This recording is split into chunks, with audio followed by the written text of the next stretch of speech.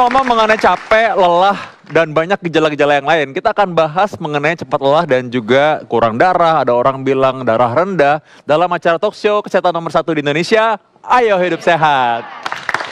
Kembali bersama saya Dr. Vito Damai dan juga rekan saya yang sudah di sana, Dr. Sheila.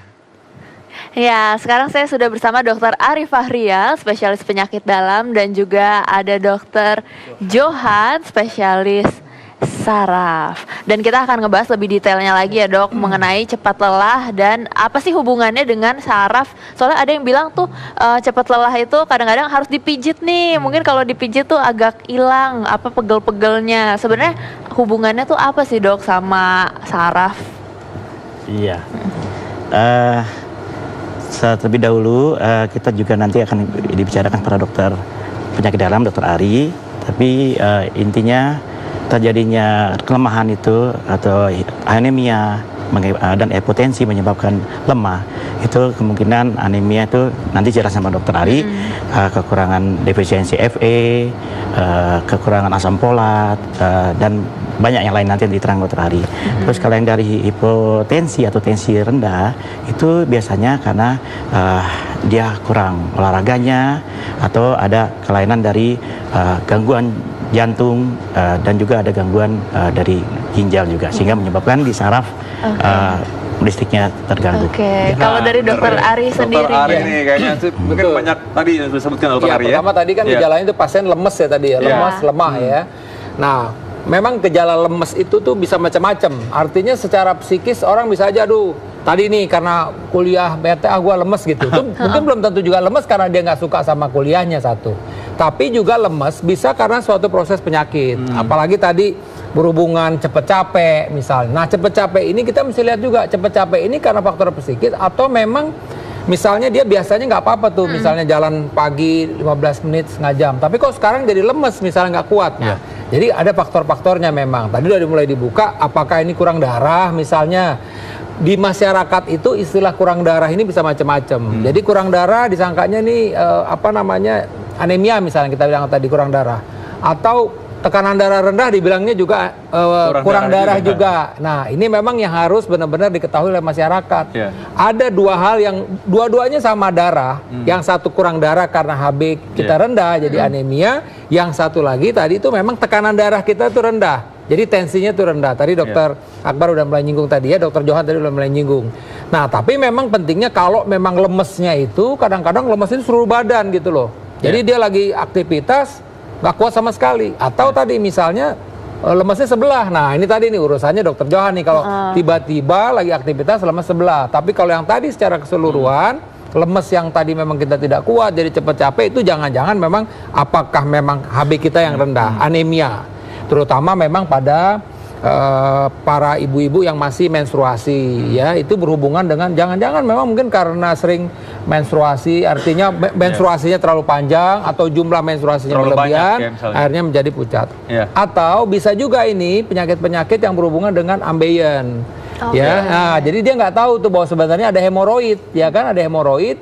Mungkin dia makan keras atau berdarah. Ada yang berdarah yang nggak kelihatan, ada yang kelihatan nggak kelihatan.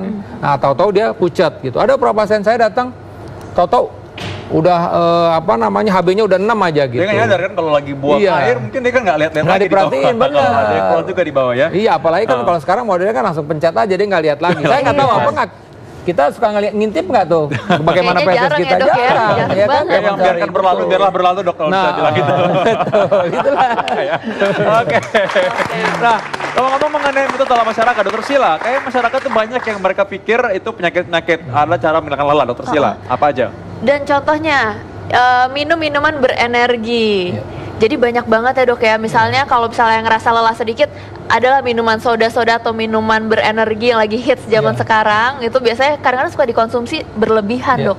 Sebenarnya itu nggak baik dan banyak efek sampingnya juga kalau dari dokter sendiri. Kita mesti pinter-pinter nih masyarakat melihat, ya kan di selalu komposisinya tuh, minuman energi ini apa nih, berapa kalorinya, ya kan, kemudian berapa jumlah kafeinnya itu penting, ya karena tadi kafein bisa berhubungan dengan jantung berdebar-debar ya, kemudian kalau pasiennya hipertensi nanti jadi stroke misalnya ya kan, urusannya ke dokter Johan ini urusannya misalnya. Jadi emang mesti diperhatikan tuh, kadang-kadang minum udah gitu dia misalnya untuk lelahnya ini, makanya tadi saya bilang tadi lelahnya itu kenapa gitu loh. Lelahnya itu kenapa? Kalau lelahnya ini karena anemia, misalnya karena pucat, kurang darah, itu bukan solusi misalnya minum yang berenergi ini. Ini lelah sebenarnya kan mungkin sebenarnya memang tubuh kita tuh udah mesti istirahat. Banyak banyak kita tuh ya sebenarnya minum kafein itu hanya mengelabuhi aja gitu loh sebenarnya.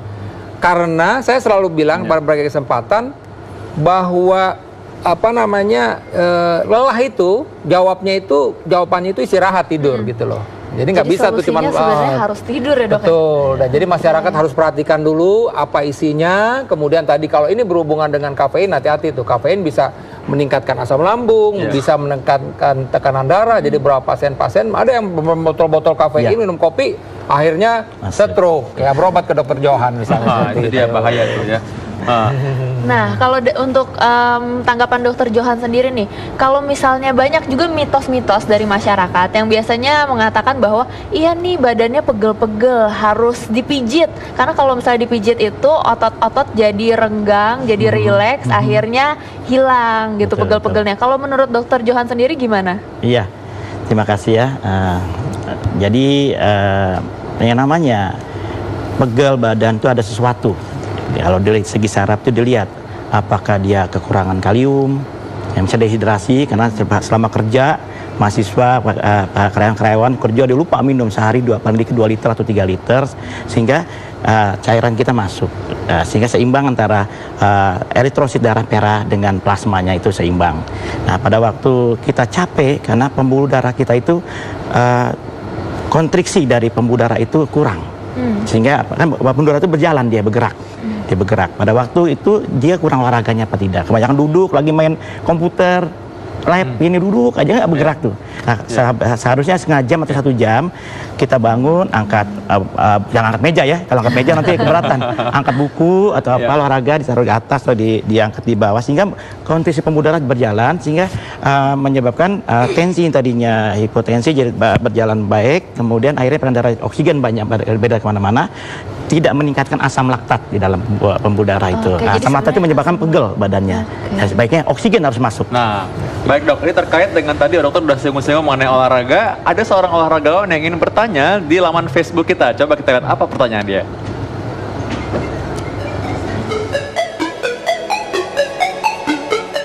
Halo dok, apa kabar? Saya Kurnian Willianto. Saat ini saya sudah tidak lagi bermain sebagai pemain sepak bola profesional, tetapi kegiatan saya sehari-hari masih berhubungan dengan sepak bola, masih melatih, kemudian ada coaching klinik, kemudian juga sering seminar, sehingga membutuhkan daya tahan fisik yang luar biasa.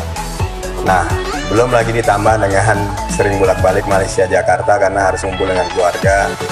Dan mungkin dokter di program Ayo Hidup Sehat bisa memberikan solusi atau saran bagaimana caranya agar aktivitas saya yang membutuhkan mobilitas tinggi ini tidak cepat capek atau tidak cepat lelah. Karena umur saya juga tidak muda lagi. Mudah-mudahan dokter bisa memberikan solusinya. Terima kasih. Oke, sebenarnya Kurniawan Dwi Yulianto ini pemain bola idola saya waktu masih kecil ya. Beliau adalah seorang pemain tim nasional era tahun 90-an, sangat terkenal. Mungkin dokter Ari bisa membantu dokter Kurniawan ya, ini. pertama tentu tadi Kurniawan tadi bilang bahwa dia tidak muda lagi. Nah ini penting dulu check up dulu nih. Nah udah mesti dicek dulu nih kadar apakah dia memang tadi nih termasuk HB-nya baik apa tidak, kemudian fungsi livernya bagus apa tidak, fungsi ginjalnya bagus atau tidak, kemudian kolesterolnya bagus atau tidak. Jadi mesti check up dulu. Ya kan kalau perlu dia cek untuk treadmill test, lihat jantungnya bagaimana. Jadi karena begini tetap kita mesti ingat faktor U itu. Nah, faktor U itu ini penting. ya. Kadang-kadang orang suka lupa. Ini agak sensitif nih dok kalau udah faktor U nih. Ada yang marah loh udah faktor U ini. Iya, karena kita suka lupa. Artinya gue kemarin nggak apa-apa lari 1 kilo gitu. Tapi kan dengan berjalannya usia pasti performance itu akan menurun. Fungsi-fungsi juga menurun. Jadi oleh karena itu saya bilang tadi, oke, cek dulu kesehatannya secara keseluruhan bagaimana. Kalau misalnya masih fit, tentu ada ukuran-ukurannya berapa banyak dia mesti exercise. Tapi yang penting lagi memang makan mesti dijaga. Jadi kalori mesti seimbang, kemudian sayur buah juga mesti cukup, minumnya tadi juga udah mesti cukup gitu. Istirahat. Saya mesti bilang sesibuk apapun usahain deh tidur 6 jam gitu loh. Nggak ada yang kopi bergelas-gelas atau berember-ember itu tidak akan menggantikan Atau tidur. minuman berenergi Tidak, Sila, betul ya. ini tadi betul. Jadi saya sih tetap, dok saya ini nggak ini tidur saya bilang udah. Kalau nggak, tapi tidur bener bukan tidur tidur beneran. Tidur yang berkualitas Nah, berarti ya. tidur yang Iya. berkualitas. Itu. Baiklah, kita masih ada suruh Dokter Sila ya.